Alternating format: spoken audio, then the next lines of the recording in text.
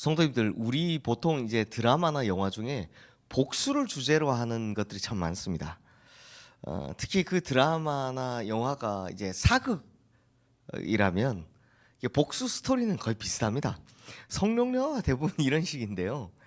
뭐 이런 내용이죠. 어떤 집안이 누군가의 모함으로 멸문지화를 당합니다. 그래서 부모님은 뭐 능지처참을 당하고 누이는 노비로 잡혀가고 그다음에 홀로 남은 사내 아이는 뭐 어떻게 누군가의 도움을 통해서 산속에 어디로 숨어 들어갑니다. 그곳에서 하필 누구를 만납니까? 늘 무술에 능한 도인을 만나게 되죠. 그래서 죽을 고생을 다하면서 온갖 고생을 다하면서 이제 무술을 배웁니다. 그래서 수십 년 동안 복수를 꿈꾸며 정말 힘겹고 어려운 시간을 견뎌냅니다. 드디어 복수의 날이 다가옵니다. 그런데 어떤 결과가 나오든지 간에 우리는 다 복수하면서 속 시원하다 끝나지만 사실 굉장히 허무한 결과가 나올 수밖에 없습니다. 보십시오. 만약 그 젊은이가 복수에 성공하면 이 젊은이의 꿈은 다 이루어졌습니다. 이제 뭐 하며 살아야 될까요? 막 열심히 복수를 위해 달려왔는데 그 다음 뭐 하며 살아야 될까요? 그 다음 또 복수에 성공했다고 해서 그 부모님이 살아 돌아오십니까? 다시 살아 돌아오는 거 아니죠. 그게 아니라 만약에 복수를 하러 갔는데 복수 실패했다 라고 하면 그 안타까운 젊은이의 죽음은 그게 무슨 의미가 있는 겁니까? 성도님들, 이래서 비전과 야망은 다릅니다. 비전과 야망은 구별하기 어려울 때가 있지만 이거 하나만큼은 분명합니다. 하나님께서 주신 비전은 그 끝이 허무하지 않다라는 겁니다. 반면 자신이 원하는 야망은 그 끝이 허무할 수밖에 없습니다. 왜냐? 야망은 원하는 것을 이루었다 해도 다시 목마르기 때문입니다. 성취했다 하더라도 또 다른 야망이 생기기 때문에 갈증이 나기 때문입니다. 하지만 하나님께서 우리에게 주신 비전은 그 과정부터 아름답고 의미가 있고요. 이루고 나면 참 행복해지게 되죠. 자, 성도님들, 사도 바울은 신약 성경 27권 가운데 13권의 서신서를 기록했습니다. 신약 성경을 가장 이제 많이 기록한 사람이 바울이죠. 근데 사도 바울 서신 13권 가운데는요, 사람에게 보낸 서신도 있고 교회에 보낸 서신도 있습니다. 예를 들면 디모데전후서, 디도서, 빌레몬서는 사람에게 보낸 거고 나머지는 전부 다 교회에 쓴 편지들입니다. 그런데요, 이 교회에 쓴 편지 가운데서도 유일하게 오늘부터 우리가 보게 될 이 골로새서만은 자기가 개척하지 않은 교회에 쓴 편지입니다. 그러니까 나머지는 다 자기가 개척한 교회인데 골로새서는 아니라는 겁니다. 그럼 골로새서는 누가 개척했을까요? 우리 7절 말씀 한번 보겠습니다. 함께 읽겠습니다. 이와 같이 우리와 함께한 종된 사랑하는 에바브레에게 너희가 배웠나니 그는 너희를 위한 그리스도의 신실한 일꾼이요. 그러니까 골로새 교회는 에바브라, 지금 바울하고 동역하고 있는 에바브라가 개척한 교회더라라는 겁니다. 그러면 바울은 왜 골로새 교회, 다른 교회들은 다 자기가 개척한 교회니까 썼잖아요. 왜 골로새 교회는 편지를 썼을까요? 골로새 교회는 에바브라가 개척을 했는데 지금은 빌레몬이라는 사람이 거기서 그 교회의 핵심적 사역을 담당하고 있었기 때문입니다. 나중에 빌레몬서에서 다루겠지만 바울이 로마에 있을 때 오네시모라는 사람을 하나 만나거든요. 근데 이 오네시모가 누구냐? 빌레몬의 종이었는데 이 주인인 빌레몬에게 큰 손해를 끼치고, 그러니까 쉽게 말하면 뭐 사기를 쳤든지 뭐래도 돈을 가지고 도망쳤다가 떠돌이 생활을 하다가 로마에까지 온 사람이었습니다. 그런데 이제 하나님께서 떠돌이 오네시모에게 은혜를 주셔서 바울을 만나게 하시고 바울을 통해서 완전히 회개하고 이제 돌이키게 하신 거죠. 그래서 바울은 이 회개한 오네시모를 설득해서 누구 찾아가라고 이야기하는 겁니까? 야, 빌레몬 찾아가라. 가서 용서를 구해라. 라고 합니다. 그래서 바울의 권면을 받은 오네시모가 사실 지금이야 뭐 용서하러 가지 이렇게 생각하지만 당시에는 종이 주인을 속이고 돈을 훔쳐갔다가 다시 잡히면 죽는 겁니다. 죽는 겁니다. 그런데 바울이 빌레몬이 골로새 교회에서 핵심적인 사역을 하고 있다는 걸 알고 이제 편지를 써서 보내는 겁니다.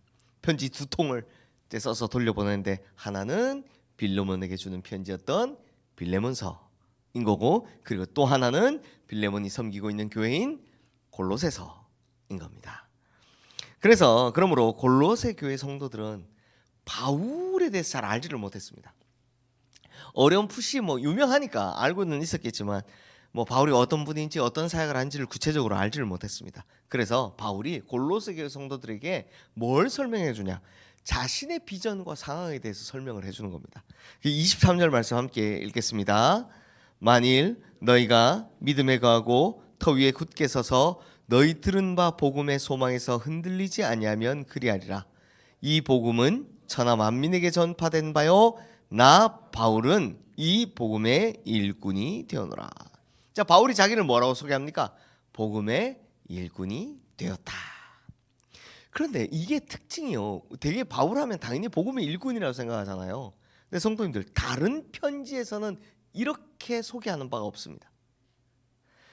자신을 잘 모르는 골로새 교인들에게 유일하게 자신을 복음의 일꾼이다 라고 소개를 하는 겁니다. 그런데요, 사실 이 단어만큼, 이 표현만큼 바울을 잘 설명하는 단어가 또 있을까요? 바울은 복음의 일꾼이었으나 현재는 로마 감옥에 갇혀 있습니다. 그래서 자신의 형편과 처지와 앞으로의 비전도 이렇게 설명을 합니다. 우리 24절 말씀 함께 읽겠습니다. 나는 이제 너희를 위하여 받는 괴로움을 기뻐하고 그리스도의 남은 고난을 그의 몸된 교회를 위하여 내 육체에 채우노라. 자, 바울이 뭐라고 합니까? 그리스도의 남은 고난을 자기 육체에 채운다. 이 말은 예수님께서 십자가에서 고난 받으신 것처럼 자신도 그 고난의 길을 곧 따라갈 거다 라고 설명하는 겁니다. 바울이 자기가 로마에서 죽을 걸 알고 있었다는 거죠. 근데 바울은 그걸로 설명을 그치지 않습니다. 바울은 자기가 하나님께 받은 비전을 이렇게 설명하는데, 오늘 이제 이 말씀을 주로 볼 텐데요. 28절 말씀 함께 읽겠습니다. 우리가 그를 전파하여 각 사람을 권하고 모든 지혜로 각 사람을 가르침은 각 사람을 그리스도 안에서 완전한 자로 세우려 함이니. 자, 여기 보면요, 동사가 4개가 나옵니다. 동사가 4개가 나오는데 첫 번째는 전파하여입니다. 바울이 복음의 일꾼으로 살아가는 이유, 그리스도의 남은 고난을 채우려 하는 첫 번째 이유는 뭐라고요? 예수 그리스도를 전파하기 위해서라는 겁니다. 1차, 2차, 3차 선교 여행, 그리고 예루살렘에서 체포된 거, 죽을 고생을 하고 배를 타고 로마로 건너온 거, 지금 로마의 감옥에 갇혀 있는 거, 이거 전부 다 예수 그리스도를 전파하기 위함이다라고 하는 겁니다. 그리고 바울은 그리스도를 전파하는 걸 좀 더 세분화해서 이야기하는데 두 번째 동사죠. 권하다입니다. 이 권하다라는 말은 한 번, 이제 우리 성도님들 제일 그 음식 권할 때 제일 얄미운 사람이 누굽니까? 자, 너 이거 먹을래? 할 때 우리 보통 어떻게 합니까? 처음부터 이런 사람 잘 없죠. 보통 어떻게 합니까? 처음에는 약간 빼면서 괜찮아. 그러고 나면 보통 권하는 사람이 어떻게 합니까? 두 번째로 에이 그냥 먹어. 이러면 그럼 먹을까? 보통 이렇게 대화가 이루어지는 게 보통 한국 사람이죠. 근데 만약에 야 너 먹을래? 하는데 난 예의 차린다고 아니야 먹고 싶은데 아니야 좀 괜찮아 라고 얘기했는데 그래 그럼 됐어. 그래서 자기가만 먹고 있으면 이거 얼마나 좀 그렇습니까? 얼마나 섭섭합니까 마음이. 난 예의를 차린 건데. 그래서 여기서 권하는 말이 그겁니다. 복음을 전할 때 한 번 권하는 걸로 그치지 않았다는 말입니다. 복음을 전하면 당신 예수 믿으세요? 싫어요. 그래요? 그럼 지옥 가세요. 이상하잖아요. 그런 게 아니라는 겁니다. 그래서 바울이 어떻게 했습니까? 개척한 교회에 복음을 전했지만 할례주의자들에게 빠져서 복음의 기본이 흔들렸던 갈라디아 교회, 우리 갈라디아에서 봤잖아요. 그 성도들에게 다시 편지를 써가지고 복음에 대해서 다시 설명하며 그들에게 복음을 권했습니다. 또 여러 가지 문제로 어려움을 겪던 고린도 교회, 자기가 떠나고 난 후에 난리가 났죠. 그랬더니 그들에게 또 복음에 관한 올바른 길을 걷기를 권면했습니다. 그래서 바울은 복음 전하는 사역을 권하다, 어떻게 한 번 이게 아니라 끊임없이 권하다라는 표현으로 이제 자기를 설명하는 겁니다. 세 번째는 동사는 가르치다입니다.